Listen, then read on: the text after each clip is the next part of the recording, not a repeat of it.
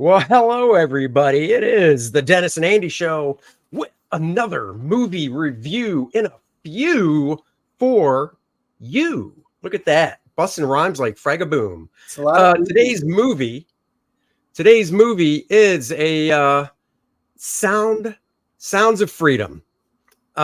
Jim Caviezel. Did I pronounce that right? Yes, it is Caviezel.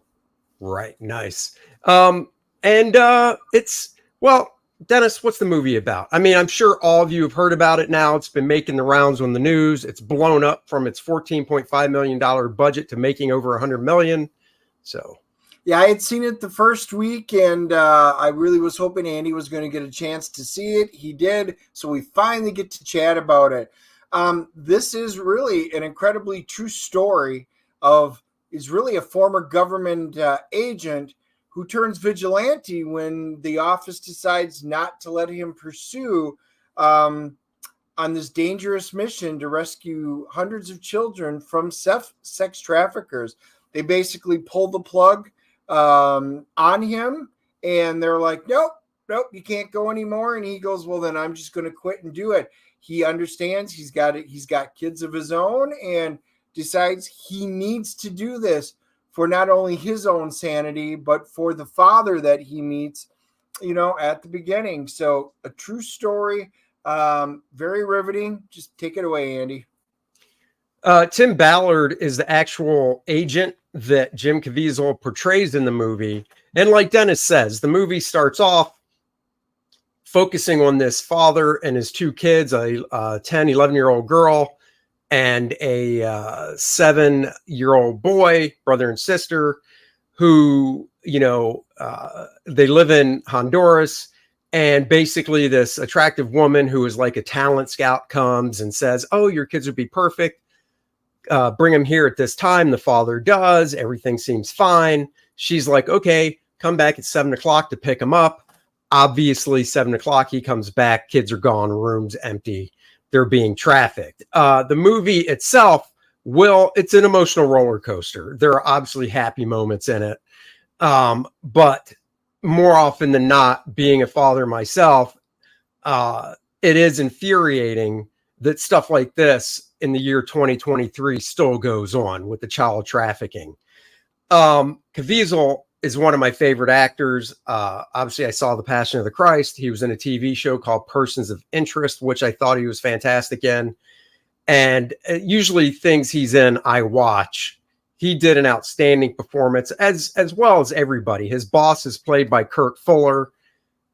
He did a great job. And like Dennis said, he basically, in the beginning of the movie, he busts this guy that's, looking at child porn and stuff.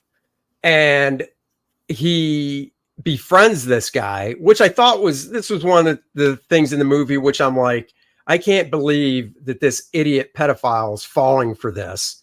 But he does. He befriends him. He gets him out. He basically makes him think that he's one of him, basically a federal agent that's also a pedophile. And he gets this guy to basically set up a meeting where he's going to get this young boy who is the son that's only 7 that you first saw in the beginning of the movie. And, it's a great scene in a diner where the deal goes down and he ends up busting the guy and stuff. And then you see them, at the US-Mexico border rescue this kid.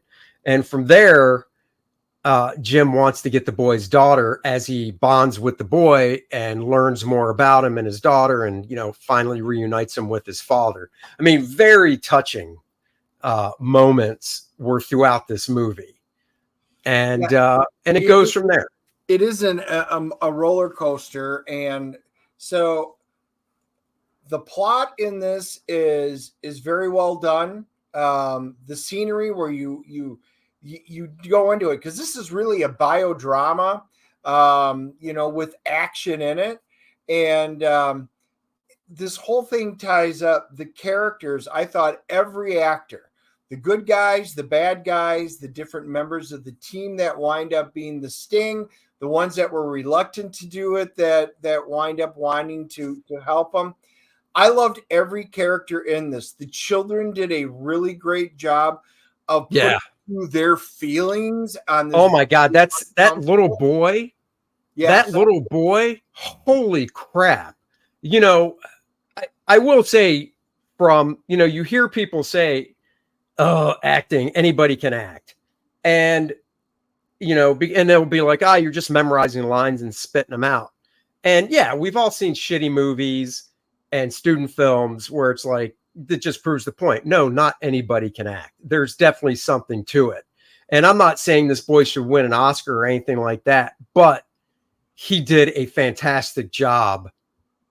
I mean, you just believed it. I mean, if it wasn't for Jim Caviezel and a couple of the other actors in this movie that you recognize, if this was cast with no-name actors, you just feel like you were watching a documentary that was being shot, filmed with behind-the-scenes cameras and stuff. It was so and good. the beginning focuses on the little boy, and he sees, Tim Teo, and it all has to do with, he's got this necklace from his sister who's a little older and tried to protect him. They split up. He's able to get one, but he needs to reunite the sister who's been sold into the trafficking. And he does such a great job when he goes over and sets up this whole thing to try and find, the sister. And right when it looks like the movie's wrapping up, oh my God, they've done it. They've got all these guys. She's not there, and you're like, oh crap. And then the movie takes unexpected swerve and continues into another segment. It didn't. Yeah. And it wasn't like, oh my God, this feels added on. It absolutely did not. But it took you again on an emotional swerve. It was, and that's fantastic. That's the thing. Like, so obviously it is a movie. I'm sure there were things in this movie that didn't really happen. And I am curious if, what was that? Oh, I am curious if the thing with the two little kids in the beginning, the brother and sister, I'm assuming that happened because that might have, if it didn't happen, I can see why they put it in, because it ignites Tim Ballard's character to go on this larger mission. And from my understanding, it did, because I did get to see Tim Ballard. They did an interview with him, and they were talking about, is this just Hollywood hype? And no, this is really based on good. true events. So I was like very happy. And Caviezel, he always plays his character. He always has this sad look, this inquisitive look, this I need to know, I need to do thing look. And he, when I heard he was casting it, I'm like, oh, that's a great person to be in it. And the directing, the directing as well. I mean, there's a scene where after they, in the beginning of the movie, after they arrest him and his partner, arrest this pedophile for the child pornography, there's a scene where Caviezel is at his desk and he's typing the report up. And now remember, this all took place in the early 2000s. So he's typing his report up, and so he's got that monitor there for that. And on the other monitor, he has to watch some of these videos and type up what's happening in the video. Now, they don't show any of the video, and they don't really show a lot of what he's typing up. But what they do show, what's that? It is PG-13, so they showed very little graphic stuff at all. Oh, no. But what they do show in that scene is the emotion that's going through his character while he's doing it, because he is a father at this point of 5 kids, and they do a freaking extreme close-up of his eye, and a couple times during this scene, and then a tear just forms, and you're just like, oh my God, I couldn't imagine. That's why it takes a certain type of individual to do these jobs. And there's a line in the movie between him and his partner where his partner's like, I've seen lots of homicides and stuff like that. And while that stays with you, it's the child stuff that does more. And I know a guy that is an FBI agent, and he said the same thing. Seeing homicides with adults, it's not that it's not that you forget it and just brush it off like it's nothing. It sticks with you, of course, because it was a person. But when it comes to child stuff, that's the stuff that really sticks with you. And that's what I'm saying in this movie. I would like to think whether you're a parent or not, it will affect you the same way. Probably more, I guess, if you're a parent because you have a child. But, when you see the conditions these kids are put through, and like Dennis said, it's PG-13, so there's nothing super graphic, but it just pisses you off to no end. I mean, there is a scene in the movie where they take the little boy from his sister, and the sister's 11, and she's like, no.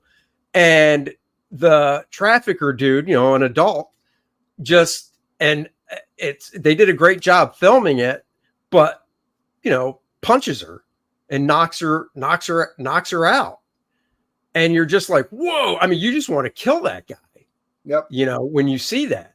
A lesser director could have just gone and done things in a graphic way and just made this disgusting and do it. But this was so well done. It didn't do any of that. It was very good. Instead of being disgusted about the thing, it actually made you, and because you know how awful child trafficking is. But I'm actually going to say some people probably don't. This movie will open your eyes to it. Oh yeah. But it really made you helpful or hopeful that at some point we can do something about it. So this movie really was a ray of hope. The way he told everything through the cinematography and with the story. And there is hope that we can change this. And the whole movie is about paying it forward, which there's a scene. So you stay after the credits and there'll be a countdown, and then they bring it up. And it's Jim Caviezel talking about, because Angel's the one that put this movie out. And they didn't want it. It had been shelved. So this little company wound up doing it. And in order to get it out into the public awareness, because Hollywood didn't want this putting this out. So there's a stay for this extra segment because they do something that I've never seen before. They have this thing called Paying It Forward. You can go to angel.com, I think it was, /freedom. And yeah, angel.com/freedom. Yep. And you could actually buy tickets for somebody else to see this if they can't afford it, because this is about it. From a purely from the point of being a cinema movie, this is a great movie. But from an overall perspective, this is much more than just a movie. So I've never seen anything quite like it.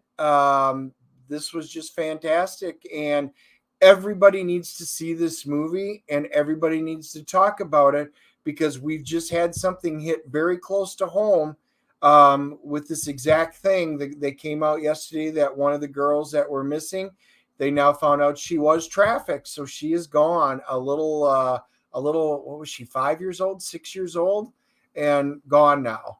And so it does. This should hit everybody at home. So anyway, yeah. Let's give this our rating.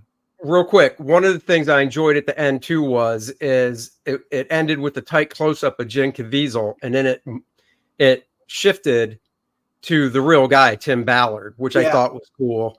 But then they actually showed footage of the actual raid where they saved 54 children on this island in Colombia, where they set up this sting to get these traffickers to bring these children to this island, which was supposed to be a $100,000 per person membership a year resort.